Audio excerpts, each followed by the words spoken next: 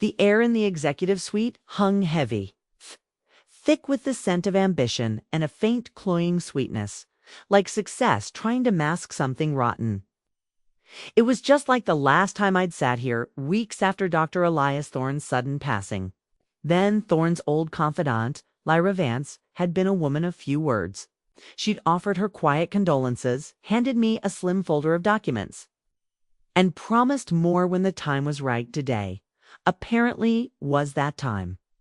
Lyra slid a heavy, wax-sealed envelope across the polished mahogany. It's my name, Anya Sharma, was etched on it in Thorne's unmistakable, deliberate script. The sight of it stole the air from my lungs for a moment.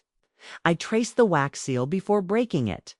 Inside, a 2-page letter and a legal addendum stamped and notarized. I read in silence. No theatrics, no emotional outpouring, just Thorne. Direct, strategic, devastatingly precise. Anya, if you're reading this, it means they did exactly what I knew they would. Okay? I gave them space. I gave them enough rope. I needed you to witness it yourself. How easily power corrupts. Quickly. Smiles conceal daggers. Now it's yours. Not the burden, not the cleanup, the control. 92% effective the moment they try to erase you. I reread that sentence 3 times. 92%. A quiet, absolute majority. My grip tightened on the page, but my pulse didn't race. My breath didn't hitch. I simply sat, absorbing the data as Thorne had taught me slowly, thoroughly, without a whisper of panic. He hadn't just trusted me. He'd planned for my inevitable sidelining. He'd watched the way Victor Sterling had climbed charisma first. Competence never. And he'd drafted this clause not as a reward, but as a safeguard for Apex Diagnostics, for our mission. I refolded the letter, the creases already familiar, and tucked it back into the envelope. Lyra didn't speak. She didn't need to. We both knew what came next. Stepping outside, the cool, sharp air was a jolt. My boots crunched purposefully on the gravel. By the time I reached my car, my decision was made. The next morning when Victor Sterling summoned me to his office, I was ready. Victor adored his office, all gleaming glass walls, meticulously arranged plants, and a halo spotlight over his designer desk. The panoramic view of the city skyline was impressive, but the reflection of himself in the glass was clearly his favorite part. He rose as I entered, performing politeness like a keynote speaker. Anya, he oozed. That smile of his, never quite. Reaching his eyes, thanks for coming in. I sat without being invited. He glanced at the slim folder before him, likely more for show than substance. We've been evaluating some restructuring, he began, his voice smooth, laced with manufactured sympathy. New vision, new direction. I simply nodded. I wouldn't make this easy for him. You've been an incredible asset, truly, he continued. But with where Apex is heading, we need leadership that's more visible, more public-facing. You're brilliant, of course, but too technical, too private. Not enough brand forward. Not enough brand forward. I finished for him. His smile flickered for half a second. Well, yes. He slid the release papers across the desk. A severance. Package designed by someone who thought a graceful exit was the ultimate insult. I picked up the pen and signed my name without hesitation. The click of the pen echoed unnaturally loud. He watched me, waiting for a flinch, a protest. I gave him neither. That's it, he said, perplexed. No comment. I capped the pen and set it gently on the folder. You'll want to keep that pen, I said, standing. You'll need it soon. He chuckled, uncertain. You're taking this awfully well. I didn't answer. I walked to the door, steady and unhurried. He could have his performance. I held the real script in my coat pocket. The hallway was quiet. Admins tapped on tablets, oblivious that the ground beneath them had just shifted. As I passed Donnie at reception, she blinked at my bare lapel where my badge used to be. I gave her a polite nod and walked past the gaudy branding posters I'd never approved through the double doors. And out into the world. It was time to remind them who built the foundation they just tried to bury me under. The first time I ever saw Elias Thorne truly furious wasn't because a prototype failed or funding got pulled. It was because someone had fudged a clinical report to impress a venture capitalist. He shredded the paper in silence, then looked me dead in the eye and said, "Anya, data isn't decoration. If you ever polish a lie, don't come back."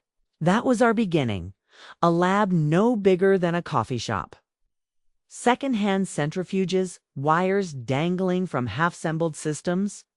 We slept in shifts, ate vending machine crackers, and kept a whiteboard full of experiments we couldn't afford yet. And still, Thorne insisted on accuracy, clarity, and intention.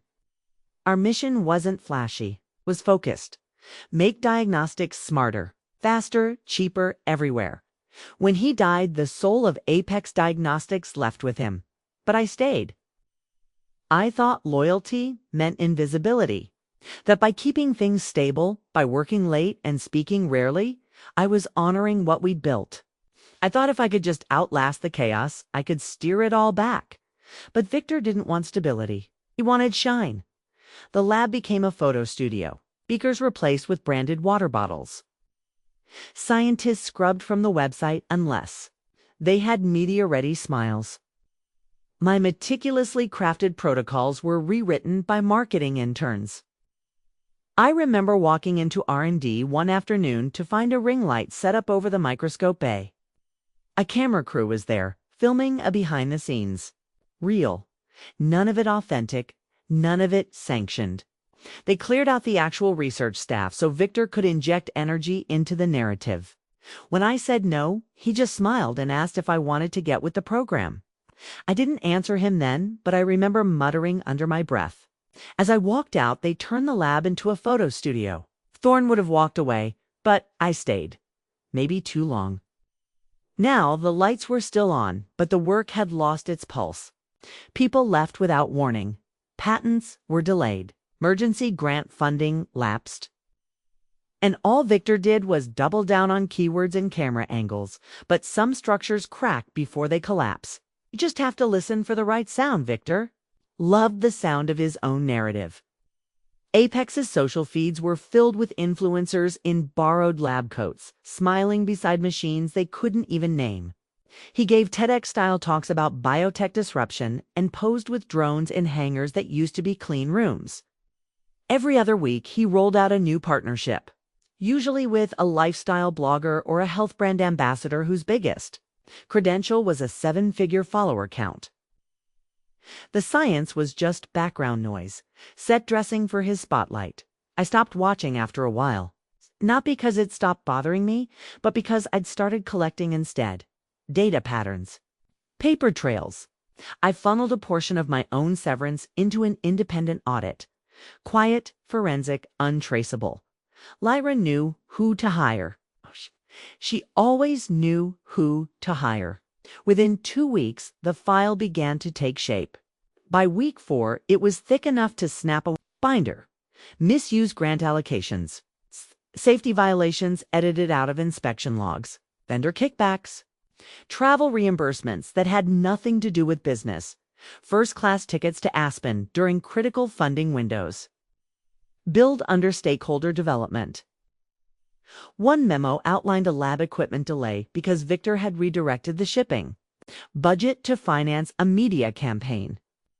And worst of all, 3 internal safety complaints from junior techs that never saw follow-up. One of them flagged a storage malfunction in the cryo wing. The other 2 left the company within days of filing. Lyra handed me the binder in silence. I sat with it at my kitchen table for an hour before opening it. Each page felt heavier then. The last, not because I didn't expect it, but because part of me had hoped it wouldn't be that bad. That maybe, just maybe, he was only incompetent. But no, this wasn't ignorance. This was choreography. Victor was the puppeteer. He'd staged it all for applause. I closed the binder, exhaled once, and felt my entire chest still. He built this. Stage, let him perform, let him bask. I'll let him run the show a little longer until the curtain falls exactly where I want it. And I already knew what scene would end the act. I reread Thorne's letter late one night, long after the house had gone quiet. The paper was worn soft from handling, its edges no longer sharp. I'd folded and unfolded it enough times to know every line by touch alone. But there was one sentence I hadn't fully heard until now. When people believe you have no power, they show you exactly who they are. He wasn't talking about the company, not just the company. He was talking about the people who thought they could reshape its DNA in their own image, who smiled at me in meetings while voting to dissolve the ethics board, who toasted over catered lunches while compliance staff walked out the back door. This wasn't about vengeance. Not anymore. It never really had been. Vengeance is reactive. It's fueled by ego. This was different. This was alignment. Thorne had trusted me with something much more than control. He'd trusted me to preserve intention, to be a spine when the structure collapsed. I looked around my apartment.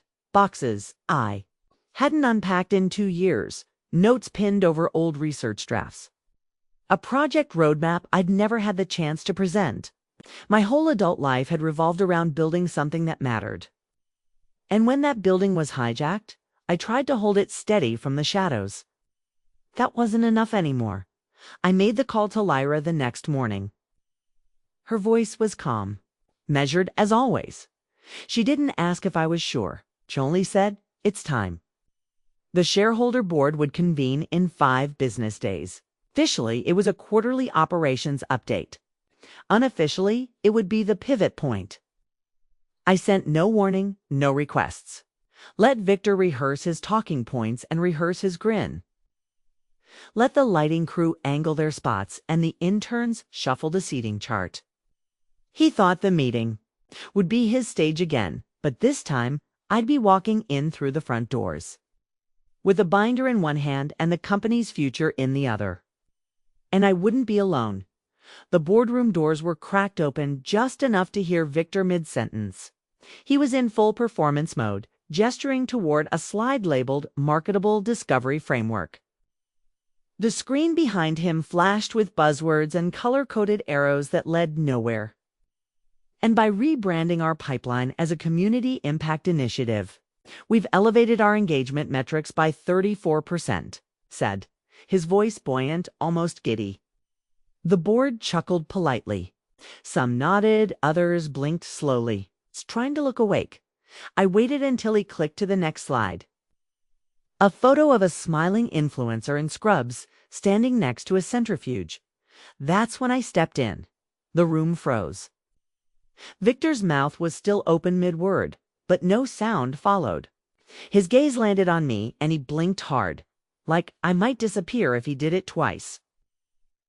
"Anya," he said finally, his smile twitching. "You're not. I mean, this ISN single quotes T ... This is no longer a strategy meeting," I said, my voice calm, steady. "It's a shareholder session." Behind me, Lyra stepped through the doorway, a leather folder tucked beneath her arm.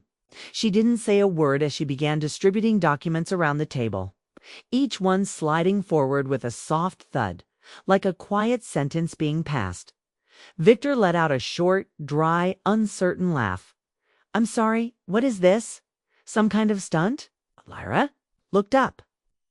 "These are notarized documents confirming a deferred control transfer executed under Dr. Elias Thorne's estate. As of 2 weeks ago, Anya Sharma holds 92% of Apex Diagnostics voting shares. The silence wasn't dramatic, it was surgical." Victor's face drained of color, the blood pulling back from his cheeks like someone had thrown a switch. He scanned the room, waiting for someone, anyone, to defend him. No one moved. "You can't just walk in here and hijack a session," he muttered. "This is absurd." "No," I replied, setting my own copy of the trust on the table. "What's absurd is thinking a temporary title means permanent power." He looked down at the documents, lips parting, eyes twitching across the signatures. I took the seat at the head of the table. I didn't wait for him to give me permission. I didn't raise my voice. I didn't need to. I opened the binder and pulled out the first set of charts. Field reports and internal audits detailing rising response times in our mobile units. Since last fall, our emergency deployment efficiency has dropped by 21%, I said, sliding the pages across the table. 3 of those delays were tied to misallocated funds, money intended for trauma equipment, redirected toward media campaigns. Next came the grant summaries. 2 missed renewals from the National Biomed Outreach Fund. That's $840,000 lost because application deadlines were ignored. Why? I held up a copy of the calendar from that month. Victor was hosting a brand influencer summit in Tahoe. A rustle moved around the room, the kind people make when they want to look composed while recoiling. I turned the page again. Exit interviews from 6 senior researchers over the last 8 months. All cited lack of direction, ethical erosion, and obstructed safety reporting. I laid down printed quotes, black and white, annotated. Then came the HR complaints, 3 in total, filed, uninvestigated, buried. 1 board member cleared her throat but didn't speak. Victor was shifting now, arms crossed, trying to smile. Like it still worked. You're acting like a few paperwork oversights means sabotage. I looked him straight in the eye. This isn't about paperwork. This is about erosion. You didn't just neglect the mission, Victor. You rebranded it. He scoffed. You think you can drag this company backward. Back into the Stone Age of lab coats and idealism. No, I said. I think I can return it to something that matters. Lyra slid the vote document forward. No one argued. Not a single board member hesitated. The motion to remove Victor Sterling as CEO of Apex Diagnostics passed without opposition. He stood, stunned. You'll regret this, he said, his voice thin and shaking. I rose from my seat. You're not that significant. He didn't respond. He just grabbed his tablet, shoved a few papers into his briefcase, and walked out. The door clicked shut behind him like punctuation. I turned back to the table. There was work to do. The glass-walled corner office was the first thing to go. I had facility staff clear it out by the end of the week. Plants, plaques, imported espresso. Machine gone. I didn't make a statement. I just claimed an empty corner in the old dispatch bay and set my laptop down between the flight board and the coffee station. No one said much, but they noticed. I didn't send out emails or hold a town hall.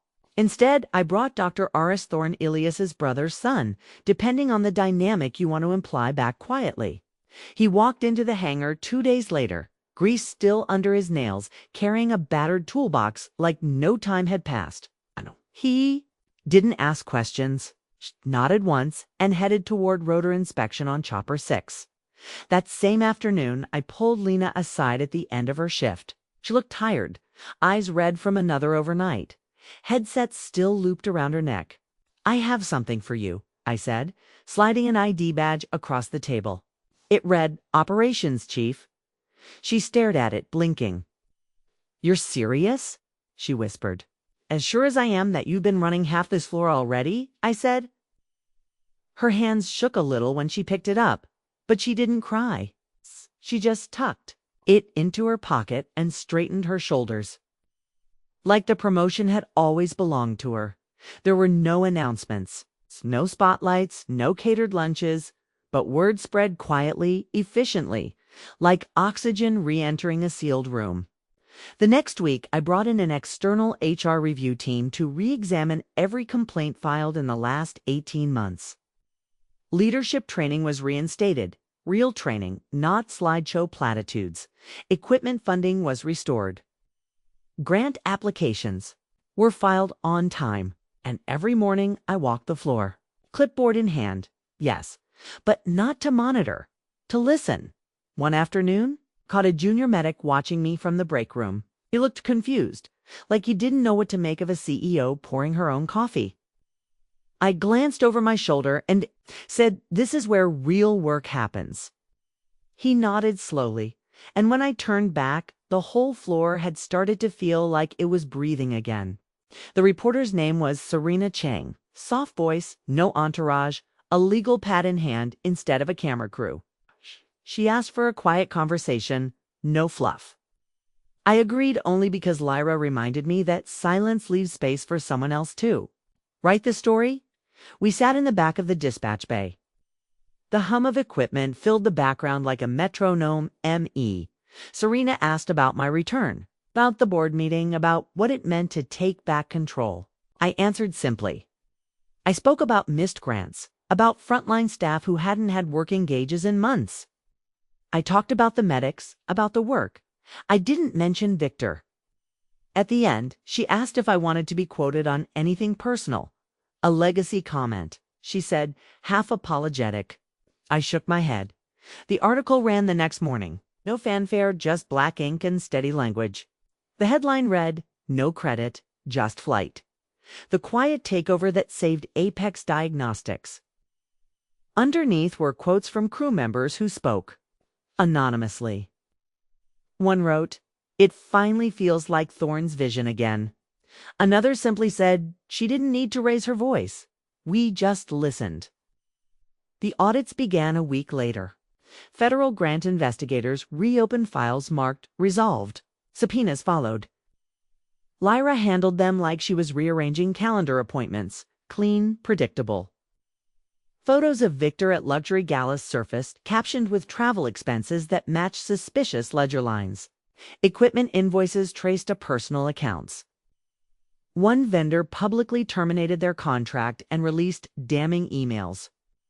People asked me why I hadn't spoken up sooner, why I hadn't named him, accused him directly. I never answered, because I didn't need to. "Silence," Lyra said to me over coffee one morning, writes, "the cleanest legacy." I nodded. She was right. There was no power in dragging his name through the mud. He'd already done that himself. I had something else to protect, and that was moving faster than ever. 1 year later, the sound of laughter had returned to the halls of Apex Diagnostics. Not the forced kind that echoed after nervous meetings, but real laughter. Ground crews joked over tools. Dispatch traded old flight stories like baseball cards. No one lingered at their desks out of fear. They stayed because they cared again. We closed the quarter with record rescue response times and full grant renewals. A new trauma triage algorithm, developed entirely in-house, was being piloted by 3 state agencies. The tech wasn't just cutting edge. It was ours. Clean, functional, purpose-driven. I still didn't take the corner office. My desk remained tucked near the hangar entrance where I could hear rotor checks and coffee brewing in equal measure. Each morning, I walked the line in silence, nodding to the same mechanics who once thought they'd be replaced by PR teams and photo ops. They nodded back. No ceremony, just recognition. Near the east wall, where the light came in warmest, hung a framed photo of Elias Thorne. He stood in front of our first prototype medical drone, sleeves rolled, expression defiant and amused. Like he knew exactly how impossible our goals had been and built them anyway. I paused in front of it, as I always did. "We didn't just survive," I whispered. "We evolved." My reflection in the glass didn't look younger, just steadier. Less like the shadow behind the curtain, more like someone who knew exactly what the curtain was hiding, and had chosen to dismantle it piece by piece. I touched the edge of the frame. "Our company became mine," I said softly. "And it still flies." From the tarmac, the low hum of a Nusion rotor spun up. Our first full-scale hybrid rescue unit. Outfitted with AI terrain mapping and autonomous hover assist. It bore Thorne's old call sign, carefully repainted by hand. As it lifted into the sky with a rookie crew on board and the canyon wind behind it, I didn't need a headline or a microphone. I just watched it rise.